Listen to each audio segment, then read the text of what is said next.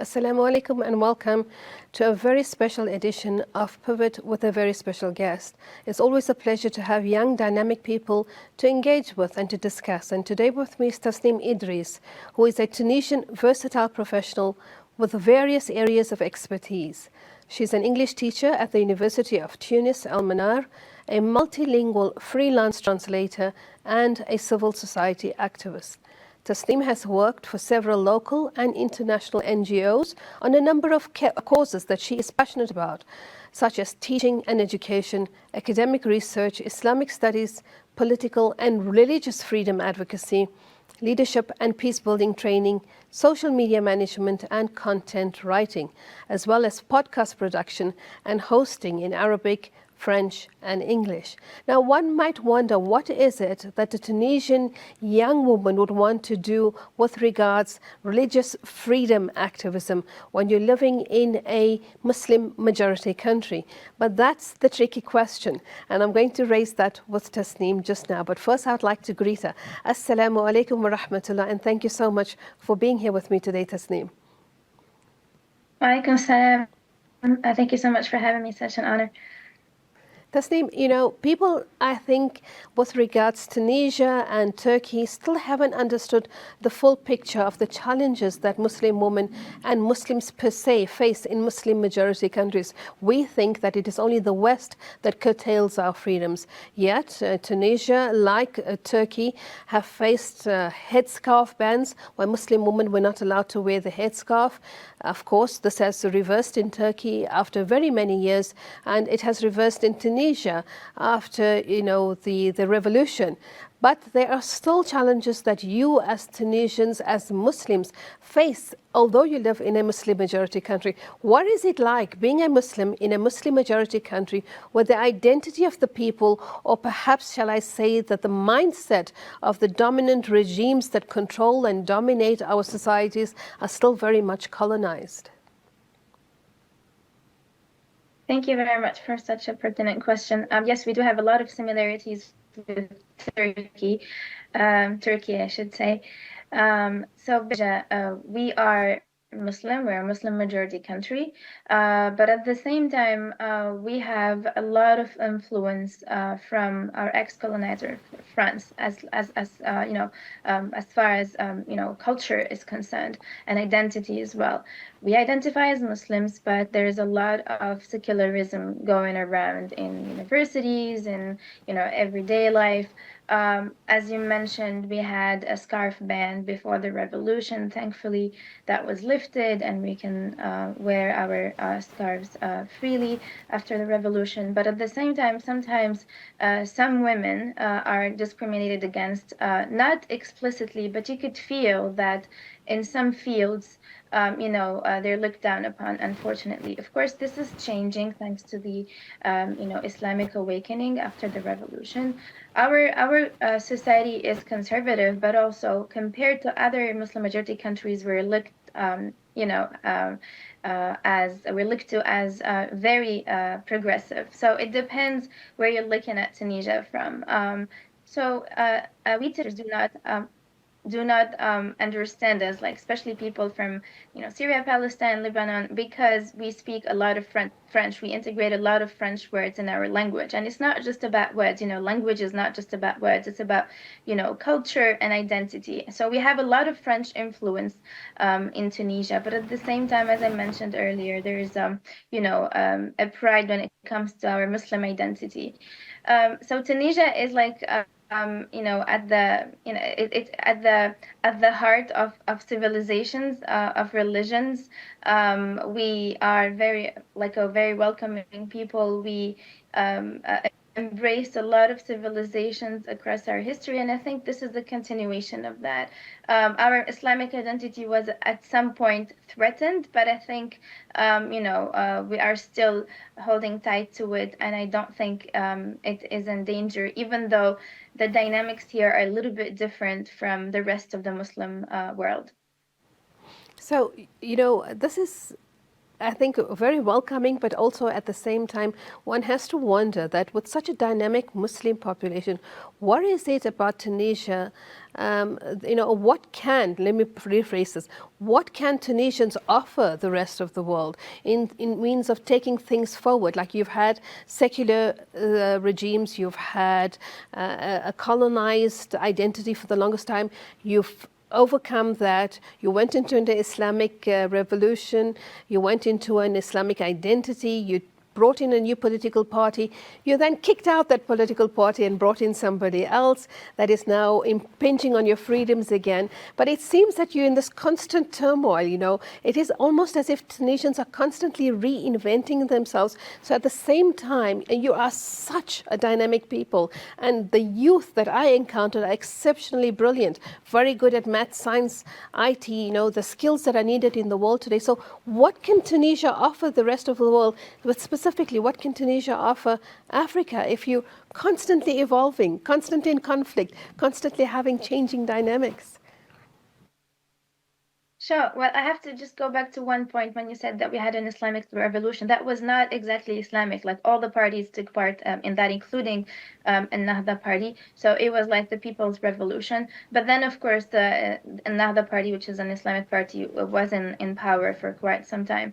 Back to your question about what can Tunisia offer to the world, and especially to Africa. I think many Africans do not know that Tunisia was called Ifriqiya as an ancient name. So you can see the whole continent took its name from the very first country on top of the continent, Africa, Ifriqiya.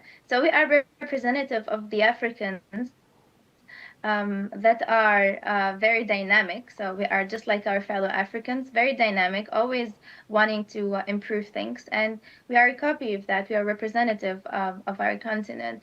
I think Tunisians understand very well the West because of the colonization. So we speak the languages, we understand the culture, we mix with people. A lot of Tunisians live abroad and come back regularly. So we are representative of our fellow Africans. We are very dynamic. We understand, our rich backgrounds, just like any African country, which is, the era of colonization. And then we are also grounded in our North African culture, and then we're very proud of our Muslim and Arab, identities and cultures. So when you find people like this that are grounded in and embracing their multi-cultures and identities, and they're not really clashing with any of them, then of course you will always find them wanting to improve things, wanting to change. Of course, that was really defied by the dictatorships that we had, by colonization itself, by people that wanted to, create problems and clashes between, our different identities instead of embracing all of them. But we've always been in constant fight and in constant war with these people, and we've always wanted to, embrace our rich backgrounds and make the best and the most out of them. For me, this is really special, but I'm still struggling to see that, with this richness in Tunisian culture and in the Tunisian identity, why is it that Africans per se are denied the opportunity of experiencing Tunisia? Because I think majority of your tourists are still coming from Europe. It's not as if Tunisia is open to or exposed to the rest of the world, especially the African world that I'm talking about. And secondly, what I want to know is, in terms of embracing Africans, what has Tunisia done to shed that mindset? Because I do feel that many of the Arab states and Muslim majority countries suffer from a sense of an inferiority complex, trying very hard to be white, trying very hard to be like the colonial master. And within ourselves, then we inculcate this understanding, or we inculcate this, no, it's not even an understanding, it's a weakness, that, being black is inferior, or associating with Africa is inferior, that you have to aspire to be like the Europeans. And that's why Turkey for the longest time was trying to join the EU and not recognizing its own potential. So in that regard, how do you see Tunisia, and what is it doing different to meet these kinds of challenges and dystopian understandings? But before you give me the answer, we have to go to a break. So when we come back, you'll have some time to respond to me.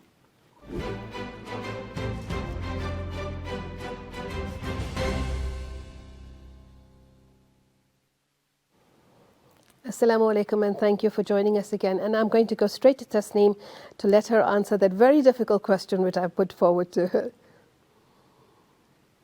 Thank you so much. Yes, it is indeed a very difficult question. It's the million-dollar question. But at the same time, I think this inferiority complex is something that is shared between all people that were colonized. But I don't think to just be stuck in the past. I always want to stop blaming the colonizer or the other. We need to start from ourselves. And this is also a shared thing that we are seeing, starting to emerge from, the ex-colonies and the ex-colonized people, just like Tunisia. So slowly but surely, we are starting to stop looking with, complete admiration to the West. We are realizing our potentials. We are, traveling the world and, mixing with people. And I think in terms of, the relationships between Tunisia and the African continent, I think many people are coming to Tunisia, many Africans. We are opening up, especially to the French-speaking Africa, because we speak the same language, not much as, the rest of Africa, the Anglo-Africa. And I think there is also something that is key that happened this year, which is, the events in Gaza. It was an eye-opener because we actually believed in our, ability to change things, our ability to defy all those who claim that they are with human rights and freedom of expression and freedom of existing and freedom of having and of leading a decent life. We saw the West for what it is, especially many people that we, admired before, but they were not exactly, for human rights and for the right for the Palestinians to lead, a free life. So I think slowly but surely, the picture that we built, about the West in general, is actually changing in the sense that we are happy to deal with them, we are happy to learn from them, but as equals. Not as second-class citizens. And I think once the mentality of our youth changes, they will start believing in themselves and they will start seeing, themselves as the equal of the other with the big O. So I think we are getting there. It's taking time, but I think things are changing right now, and I believe that we should establish more relationships as Africans, and then of course, with the rest of the world, not just within, our Muslim ummah, but we are also our Islam, our religion teaches us to deal with the rest of, with the rest of the world, regardless of any religion that they believe in. The most important thing is that, we should be treating each other as equal and just forget about, all the tension that was before. Certainly, that is what we need to do, because ultimately we have our own agency, and we need to recognize that agency and say, what is it that I can do differently? What is it that I can do better? And how can I contribute towards making this a world in which the humanity of all is recognized? Ultimately, it's about the dignity of each person. And you're right, Gaza has certainly lifted those veils, removed the myth of Western humanity, of a human rights for everyone, when we know that human rights, in fact, in terms of the other and the black person or the brown person or the Muslim person, is actually did in terms of the Western states and how they respond to our lives. But Tasnim, you know, what is worrying for me is that still we have to struggle, constantly struggle. We as Muslim women, as dark-skinned or as brown, not white peoples, carry with us multiple identities. And at the same time, whilst trying to affirm your faith, your identity, you're constantly being faced with laws that come from outside of your society, outside of your culture, outside of your system, that regulate how you should live, how you should interact, you know, how you should pray, when you should pray. And this was an issue recently in Tunisia. You sent me that, what shall it say, a little poster that was put up in a factory in Tunisia, and in Arabic it read that prayer during working times is prohibited, something to that effect. If you can just tell us a little about that. But you also said that it went viral on social media, and what was the reaction from ordinary Tunisians? Yeah, so as I said, Tunisia is a Muslim country, of course, but is also a secular country. So unfortunately, not everyone prays. Not everyone, sees prayer as an important thing. Of course, not the majority, but there is a great minority. Now, this picture that I sent you a while back, it actually went viral in Tunisian social media. It was from a factory, a private factory. It was a directive indicating to the workers that prayer is banned and prohibited during working hours. Now, of course, many people said that maybe they were taking longer, to finish the prayers and interrupting their working day, which is not really, welcomed, with the direction of the factory. But at the same time, it's such a an incredible thing to do. What happened to freedom of worship? What happened, especially in a Muslim country? I mean, that is something that is, guaranteed in the West, let alone in a Muslim country. If that directive was written in a factory in a non-Muslim country, that could be, a problem. Of course, depends on the country, but still. What happened is that, of course, this is the very first time that we see something like that. So, of course, it was attacked. People were not happy with it. And I think, it was taken off at some point. But it shows you that, some people would go to certain lengths to do that because, they did not, of course, anticipate or expect such a reaction. But still, in Tunisia, the working hours are not really set according to prayers. Like for example, some teachers, some students would study the whole of Friday, and even the afternoon or the early noon. No time for Friday prayer, for example. There are no offices or places or rooms for prayer in most of the university campuses or any other normal offices. You would just find your way, for those who pray, to get some time off and perform your prayer. So it's not something that is structured within the system because we're very secular. You need to go out of your way to do that. Of course, you wouldn't be prohibited or banned, but at the same time, it's not internalized. So you would think it's not really a Muslim country. I think we should just try to solve it our way and try to criticize these things when they happen and never stay silent. But when it comes to what you said, the Muslim women and black people and brown people are always told how to live and what to do. I think we have the choice either to succumb to that pressure or to, choose not to and just do whatever our Muslim faith and our culture and our identities, tell us to do instead of just being pressured and just leading the life that they want us to lead. So it's really, I mean, it's really up to us at the end of the day. Even if we're pressured, we have to, pressure back. So I'm really kind of fed up with the rhetoric of, oh, they're to blame, we don't have a choice. No, we do have a choice. I mean, look at us. I mean, they don't have a choice at all, and they still did something. They're still resisting, and they're still staying in their country steadfast. So we don't have any choice but to move forward and try to lead the life that we want to lead. In Tunisia, many people during the hijab ban defied the police and kept their scarf on. So many people chose not to. It's up to them. But what I'm trying to say is that it's a constant fight. And you said earlier, why are we always fighting? I mean, this is life. We have to always fight, and some people fight for the things that we don't believe in, but we keep fighting for the fights that we believe in. That's life.